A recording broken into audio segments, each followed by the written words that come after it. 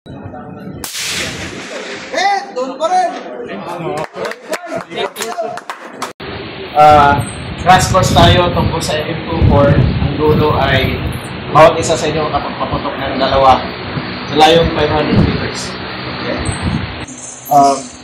Itong baril na natin nasa ating harapan ay ang tinatawag na M24 Sniper Weapon System. Kaya Sniper Weapon System, it is composed of the rifle, scope, bipod, and of course the suppressor. Kaya system siya. Basically, sabi nila system kasi rifle plus scope. Okay. So, ang baril na to ay pamalit sa tinatawag na M21. Dati kasi M14 rifle tayo, nilagyan ng scope, in-enhance, ginawang M21. So, sometime in 1988, nag-survey sila, 1985. Sabi nila, anong requirement natin sa Army dahil ganito na yung gera ngayon. So, after ng survey, lumabas na kailangan nila ng mas accurate na rifle na kaya within 1,000 meters. So, itong M24 SWS ay improvement doon sa tinatawag na M21 na basically coming out of the M14 rifle.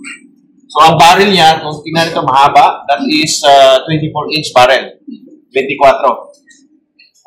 Ito ay tinatawag na bolt action. So, yan, isang bala, isang putok. Yan. I-load mo individually yung ammunition. And meron tayong internal drop type magazine. Pag pindot mo pa, mag-drop niyan 5 bala ang laman niya. Ito yung tinatawag na long action. Ito yan, yung action made by Remington Arms. Kung makikita nito, gawa siya ni Remington Arms. Ito dito, ito yung stock. Ito yung nasa baba. Stock. Ito dito, sa cheek piece, adjustable. Pwede siyang iangat ganyan. Pwede rin siyang habain. Depende sa length of tools. Yan, pwede mahabain. Pwede iangat. Para pag ang mukha mo nasa likod ng sight, dapat nakasilip tayo naturally. Kaya, kung kapos, ang i-adjust mo yung stock. Itong bipod natin, ito yung tinatawag na Harris bipod, adjustable sa height from 9 inches, pwedeng around 13 inches. Depende yan sa ground, depende sa vegetation, kung saan ka mapunta. Ang purpose ng bipod is for additional stability of the weapon. But it is not the preferred firing support dahil meron siyang magbabounce yan. May bounce. So, ang preferred pa rin na mas accurate na firing support ay yung tinatawag na sandbag. Sand ang laman. Okay? So, kung may time, mahaba yung time mo, you must be able to come up with firing support na sandbag. Obviously, ang purpose naman nito, dalawa, is stealth. Hindi ka take down ng target na hindi ka malaman saan man na yung pumutok. Pangalawa, para sa sarili mo, kahit hindi ka nagagamit ng ear protection, walang problema. This rifle is chambered with, ito yung ammunition niya, yung sabi nila M14. Hindi yan M14, caliber 7.62 by 51 ang tawag yung bala na yan. Pwede ito ibala sa M14 rifle natin. Pero hindi natin tinatawag ito na M14 ammo, bagkus ay 7.62 by 51 mm. Ang ammunition nito, ang weight nito, kung timbang mo yung ulo niyan ay 175 grains at mayroong butas sa dulo, boat tail hollow point, parang boat, ganyan. It is designed, ang purpose niya is to withstand the air pressure. Yung air pressure, pag nag-drive ka ng motor, parang may kumukontra sa'yo, may tawag dyan, air pressure.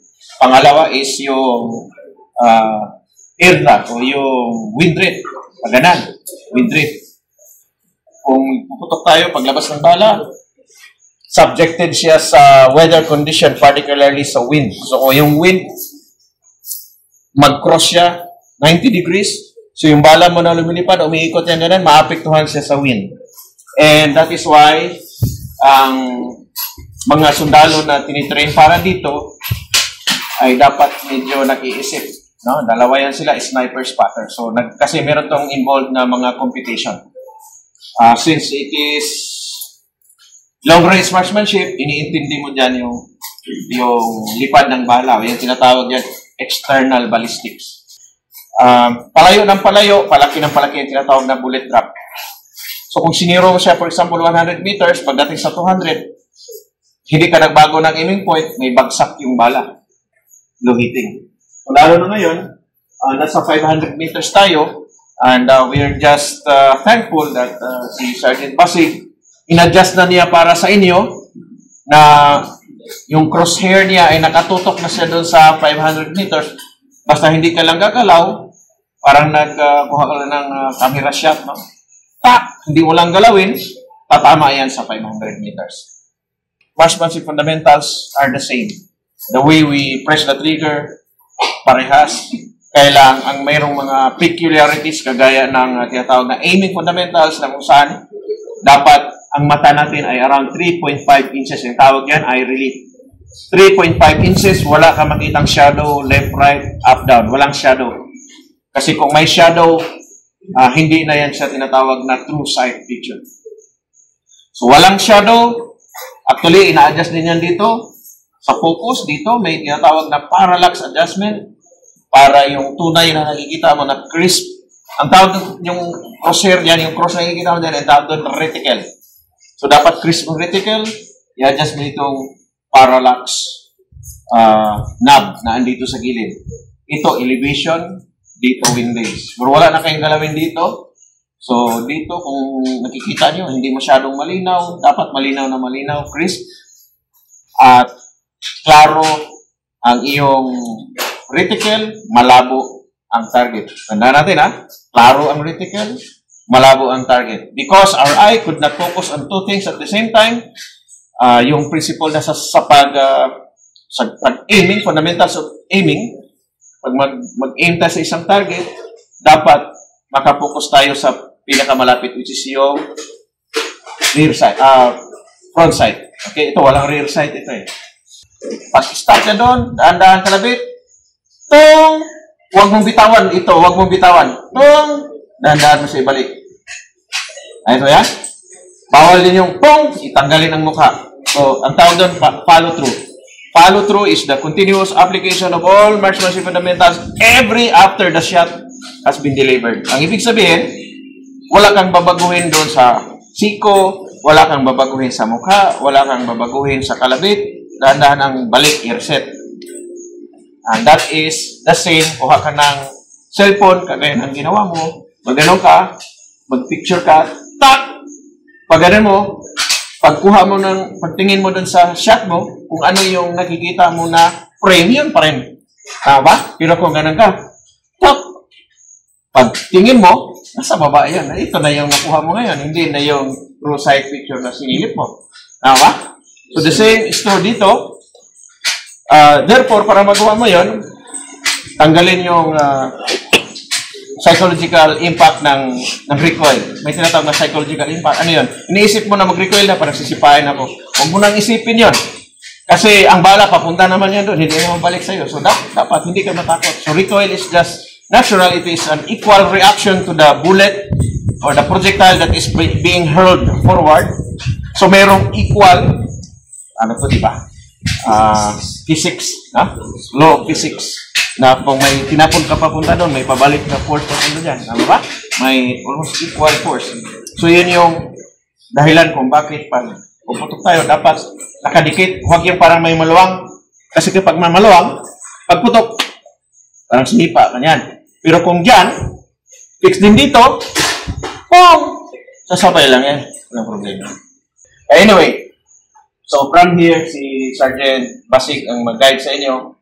Hindi na, we don't have ample time na may mag-try practice pa, ganun. So, konting introduction lang, then puputok kayo ng dalawang bala. Kasi sila? Yes, dalawang bala, i-record lang ninyo kung sino yung may tikal-tikal mamaya na nakatama. Okay? Sige, balat? Hit! Siyempre lang. Pero, nag-aim. I'm right. Aim right, Send it. Pag ganun ko, yun, ikot. Hit! Ano na yung sagot? Bolt manipulate. Bolt manipulate. Ilang. Load. Firing again. Oscar? Depende siguro sa unit na may pangangailangan nun. Wala pa sila yun.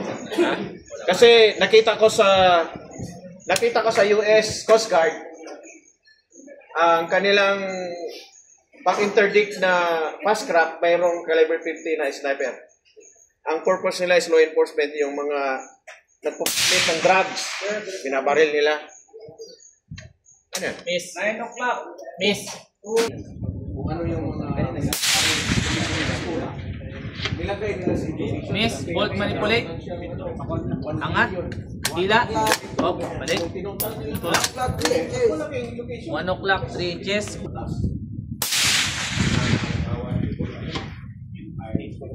Tip, sir. 12 o'clock. Tip, Head! Dead center! Bolt manipulate. Load. Balik. Another round. Hindi mo na yung safety, sir. Kailan? Basta trigger finger out. Head! Okay. Dead center!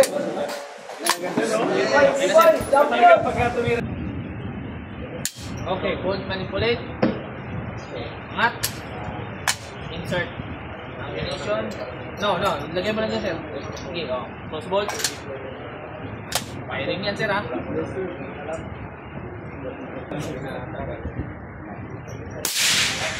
Head! Dead Bolt center! manipulate. Tip, tip! Insert your ammunition. Okay, close. Aim your target. Head! Doon pa rin! Safety.